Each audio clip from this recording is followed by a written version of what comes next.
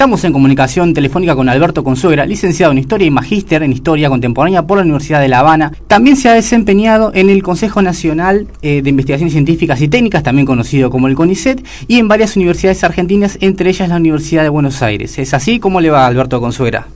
¿Qué tal? ¿Cómo andás? Sí, así mismo. ¿Puede ser que también está candidateado para doctor en Historia? No, ya hace un tiempo que soy doctor. Ah, ya, buenísimo. Sí, hace un tiempo ya, más de un año. ¿En qué se doctoró? Específicamente en qué... En historia en la Universidad de Buenos Aires, en el doctorado de la Facultad de Filosofía y Letras de la Universidad de Buenos Aires. Ahí hice el doctorado y trabajé temas, digamos, vinculados con Cuba a la década del 30. Buenísimo. Queríamos consultarle justamente porque en este programa se lo dedicamos a la figura de Fidel Castro y cómo cómo sus características, digamos, personales y la forma en que relacionó su gobierno con las masas sociales en Cuba le dieron un carácter bastante particular a esta revolución cubana. Quería arrancar preguntándole, por ejemplo, cómo es que Fidel se convierte justamente en la figura central de la revolución. Bueno, eso tiene que ver con la trayectoria militante y política de Fidel Castro desde la Universidad de La Habana, es decir, como un líder estudiantil que rápidamente comienza a mostrar un liderazgo, valga la redundancia, de él como una figura que comienza a nuclear y también por una cuestión de decadencia que va teniendo las clases políticas y los partidos políticos, sobre todo en la década del 40 en Cuba, sobre todo el autenticismo, el partido auténtico, los ortodoxos puntualmente. Entonces comienza ahí a tener una participación cada vez más y por supuesto una participación también que apunta durante la década del 40 y puntualmente ya en los 50 en un líder radical, digamos, de ese abanico moderado que van a ser el partido ortodoxo en su momento, nacionalista moderado. Y bueno, comienza a tener esa participación. Ya después, evidentemente, el asalto al cuartel Moncada en 1953 lo va a catapultar como esa figura contraria y abierta a Fulgencio Batista, y bueno, ya después todo lo que se sabe de esa figura principal que va a ser Fidel Castro y que por supuesto siempre va a tener un componente importante ahí, su personalidad, para convertirse en esa figura que fue. Sí, en un principio tengo entendido que la revolución cuenta con el visto bueno de los Estados Unidos, incluso se inicia un gobierno de transición que resulta polémico por el tema de los juicios contra los militares que habían sido justamente derrotados. Hay como un viraje ahí después de los Estados Unidos, especialmente con un presidente que es Dwight Eisenhower, si no me equivoco, que cambia la política norteamericana. ¿Por qué se produce ese giro? ¿Por qué Estados Unidos pasa de el visto bueno a la revolución a querer ahogarla? Sí, como bien tú dices, ahí en un primer momento la revolución no va a ser mal vista como sí ha sido después, desde el 59, el 60 puntualmente en lo adelante. Y esto tiene que ver justamente porque la Revolución Cubana se presenta como un cambio. Primero, y vuelvo, esto es una deformación de la formación que los historiadores le damos para adelante y volvemos para atrás, tiene que ver con un desgaste de la dictadura de Fulgencio Batista. Claro. En medio de un contexto que a veces se pierde, que es la cuestión de la Guerra Fría. Es decir, ya en el año 52 ya no estamos en una guerra fría, un contexto latinoamericano de esa primera guerra fría, 46, 47, sino estamos en el 50 y después del 55 sobre todo, que entra la dictadura de Fulgencio Batista en un desgaste justamente, y ya sobre el 58, 57, 58, según los documentos, se puede percibir que los Estados Unidos comienzan a soltarle la mano a Batista. Entonces ese desgaste también va a ser un elemento catalizador para que el movimiento 26 de julio y sobre todo las tropas del ejército rebelde comiencen a tener un avance cada vez más importante y por supuesto se produzca lo que se produjo, que fue la entrada triunfal el 1 de enero al poder y el 8 de enero a La Habana puntualmente como ese núcleo político y la capital que fácticamente demostraba el triunfo de una revolución que se va a mostrar, y acá retomo la idea anterior, como nacionalista, transformadora nacionalista, y en ningún momento fue una revolución que se mostró de primera y pata como comunista o socialista o mirando a la Unión Soviética, claro, en ese caso. Entonces, naturalmente por un problema de geográfico, y acá le pasa también a México y a todos esos países del hemisferio norte latinoamericano, que el socio comercial histórico con cercanías políticas va a ser los Estados Unidos, y por supuesto Fidel viaja a los Estados Unidos a buscar no creo que sea buscar el visto bueno, sino a establecer determinados vínculos y a seguir con esa tradición que con la que estaba Cuba. Entonces ahí es cuando se produce, digamos, ese cierre que no es recibido, y por supuesto esto obligatoriamente va a llevar consigo a que en un contexto de Guerra Fría donde estaba muy polarizado el mundo, Fidel se vea en la necesidad de mirar hacia el Kremlin. Y esto es lo que pasa, es decir, en un primer momento los Estados Unidos van a tener una mirada expectante, pero una mirada que no va a ser en lo absoluto de hostilidad, es la realidad. Es decir, el resultado de que hoy, y en eso creo que muchos historiadores coinciden, que la revolución tome un rumbo socialista tiene que ver justamente a partir de la reacción y la política que va a tener los Estados Unidos para con la joven revolución cubana, y puntualmente para con la figura de Fidel Castro. Lo que pasa ahí también es que, bueno, después viene el bloqueo, vienen también los intentos de desestabilización, hay una política de cierre de este socio comercial que es los Estados Unidos, y eso de alguna manera es como que termina cerrándole las puertas a Fidel Castro. ¿Cómo hace para sostenerse tanto tiempo, tantas décadas en el poder, con digamos, estando peleado con la principal potencia que debería ser la aliada natural de Cuba? Sí, realmente hay un después del 61 puntualmente se comienza a dar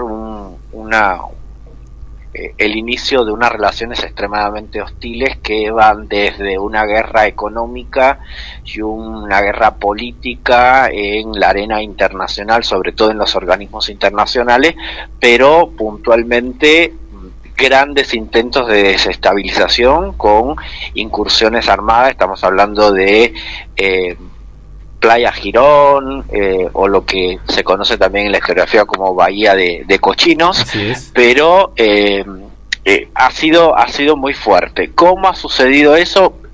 Hasta 1989, puntualmente con el apoyo de la Unión Soviética, la participación activa de Cuba dentro del CAME, dentro de la órbita soviética. Eso le permitía tanto política como económicamente mantenerse a la revolución, pero también que se vea por parte de los Estados Unidos como un país en la cual no podía intervenir los Estados Unidos militarmente hablando, porque Cuba comienza a tener un rol importantísimo no solamente en las instituciones y en todo lo que tiene que ver con el tercer mundo, sino también a tener pertrechos militares, y esto va a estar suministrado por la Unión Soviética. Después del 89, por supuesto, ya creo que también es conocido ese momento por el cual transitó la sociedad cubana y Cuba en sentido general, la política también, que tiene que ver con el periodo especial. Y Cuba vivió y creo que continúa viviendo en menor escala y tal vez de manera diferente una crisis económica que tiene que ver justamente con, primero, esa Cuba que ha estado prácticamente como un enfermo, ayudado por un médico importante, que en este caso va a ser la Unión Soviética, y después le suelta la mano y tiene que arreglársela de manera autónoma, y ahí ha ido sorteando, y evidentemente también hay la legitimidad para con la clase política ha ayudado mucho, las distintas estrategias que se han establecido por parte del gobierno de transformar la economía, de la creación de empresas mixtas, de la explotación del turismo, empezar a abrir el mercado no solamente para la Unión Soviética o para la ex Rusia, que era el mercado que durante prácticamente 50 años tuvo Cuba, sino empezar a diversificar, digamos, los socios comerciales, y esa ha sido, digamos, con muchísimas penurias y calamidades el tránsito de Cuba después de 1989. Tuvieron que afrontar también varios como reforzamientos del bloqueo. Tengo entendido, por ejemplo, del caso de Bush padre, también en el caso de Clinton, bueno, y después el más sonante de todos, que fue el de Donald Trump, que tenía no sé si una política en los hechos agresiva, pero sí por lo menos en los discursivos era muy agresivo hacia Cuba. Y después, bueno, además de eso les cayó ahora la pandemia. ¿Cómo se vio afectada Cuba por la pandemia? Cuba... Bueno, retomando eso que me decías, sí, tanto Bush como Clinton hubo reforzamientos cada vez más de leyes que consolidaron el bloqueo económico. Estamos hablando por ejemplo, recuerdo, la ley Torricelli, sí, y la ley Helms-Burton, fueron leyes que arreciaron ese cerco económico y político para con Cuba. Y después, bueno, vino esa primavera, digamos, ese descongelamiento de las relaciones con Barack Obama, que duró muy poco, por supuesto, con la llegada de Donald Trump a la Casa Blanca, que sí fue agresivo, fue muy muy agresivo discursivamente, y se tradujo, aunque no se le dio mucha publicidad, en hechos, la cuestión del bloqueo al limitar, por ejemplo, cada vez más la posibilidad del envío de remesas a la isla, la posibilidad de que los cubanoamericanos pudieran viajar, o que los norteamericanos o los estadounidenses viajaran a Cuba, es decir, limitar esa actividad económica que es la gran fuente o prácticamente la única fuente de recursos y acceso a divisas que tiene Cuba, que es el turismo. Y eso trajo consigo un desgaste progresivo, lento, de la economía cubana, que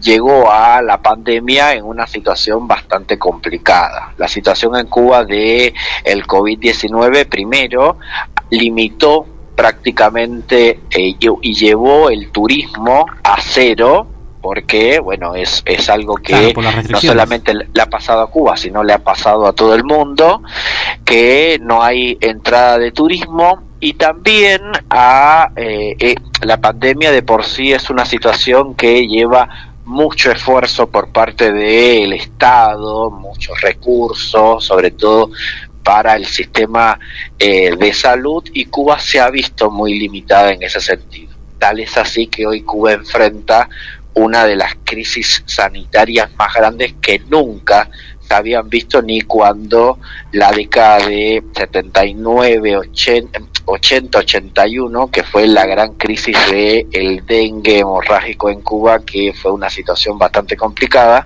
Hoy por hoy Cuba enfrenta esa crisis en el sistema de salud, porque las diferentes cepas y variantes de el COVID-19 están presentes en la isla, y realmente hay una cuestión que ha afectado mucho, es que Cuba no tiene recursos para enfrentar una vacunación masiva, si bien es poca población. Recursos, estamos hablando de jeringas o jeringuillas, como se le llama en Cuba, para inocular a toda la población con esa vacuna o con esos candidatos vacunales que ha creado. Entonces eso es una situación hoy bastante complicada además de el acceso a los alimentos, a los servicios básicos. Cuba prácticamente está paralizada, esa es la realidad. ¿Hay algún horizonte de salida a esta crisis en este momento en Cuba? Le iba a comentar por los organismos internacionales, pero después me acordé de la actuación de la OMS, por ejemplo, en África, y dije, claramente no van a llegar a Cuba. ¿Cómo se sale de esa situación también? Porque es como que los únicos que tienen algún tipo de resorte, que son los organismos internacionales, para actuar en ese caso, están vedados en Cuba, o por lo menos no tienen una actuación preponderante. Sí, es así mismo como lo estás diciendo, pero además duele tanto que un país como Cuba, que ha ayudado tanto al mundo a través de los contingentes de la salud, con la Brigada Médica Internacionalista Henry Reeve, por ejemplo, en el 2013, 2014, cuando la crisis del ébola, hoy Cuba enfrente, digamos, esa realidad. El único horizonte acá posible es que apelar a la disciplina ciudadana y que, bueno, el proceso de inoculación de la sociedad se dé lo más rápido posible a través de la compra, las donaciones de utensilios y jeringuillas para inocular a la sociedad, al pueblo. Es la única posibilidad, y así todo creo que todavía se demora un poco más la situación de salir de Cuba, digamos, de la pandemia, o por lo menos aplacar la cuestión de la pandemia. Es una situación muy complicada, muy triste a la vez, pero bueno, es una situación también que no es Cuba la única, el mundo entero está así, y es también una realidad. Le hago una última pregunta específicamente respecto a Fidel en la actualidad, la figura de Fidel Castro en la actualidad. ¿Qué impresión tiene sobre cómo se construyó su imagen en lo que es la cultura popular? Hay como dos barcas bien diferenciadas. Hay como está el Fidel Castro revolucionario, el Fidel Castro de las políticas sociales, y por otro lado está el Fidel Castro de Hollywood, que es un personaje bastante caricaturesco por momentos. Exacto. Así mismo, y yo le agregaría, además de esas caras de Fidel Castro, un Fidel Castro de una generación, de la generación contemporánea de la revolución, que hizo la revolución. Hablamos de mis padres, de los que hoy tienen 60, 70, 80 años, y de esa otra generación que ya lo vio ya grande, sin mucha capacidad de acción, de aquellos discursos históricos de horas y horas, y que lo vimos, digamos, más en la distancia, y con él, por supuesto, también el proceso revolucionario. Fidel construyó su liderazgo a partir primero de una personalidad atrapante. Claro. Esa es la realidad, un orador por excelencia, una inteligencia magnífica. Hay una anécdota muy reconocida, que no sé con precisión dónde se dio, pero que es Vox Populi en toda la sociedad, y en algún lugar se puede, creo que, constatar. Y en una de las tantas giras a Fidel se le pregunta si se habla, ¿no?, de que es un líder muy inteligente, y le dice: ¿me puede decir una palabra que tenga 5 vocales o algo así, y él le responde automáticamente. Me está haciendo una pregunta inteligentísima. Y entonces eso demuestra justamente esa capacidad y esa posibilidad de poder bascular entre el choteo cubano, esta personalidad que tenemos los caribeños, de ser extremadamente risueños, descontracturados en momentos, y ser extremadamente firmes y contundentes cuando hay que serlo. Ahí está la construcción de esa personalidad de fe. Y después un estadista muy con sus limitaciones, por supuesto, como creo que las va a tener todo el mundo, y en un país donde donde tuvo dificultades, y que va a transformar en un primer momento, y no digo que la revolución fue transformadora en todos los momentos, para nada, pero en un primer momento transformó el país con una realidad que tenía totalmente depauperada a un país que alcanzó determinados niveles aceptables en cuanto a educación, en cuanto a salud, y eso es meritorio y destacable. La generación que hace la revolución y que ve esos cambios es la generación de mis padres.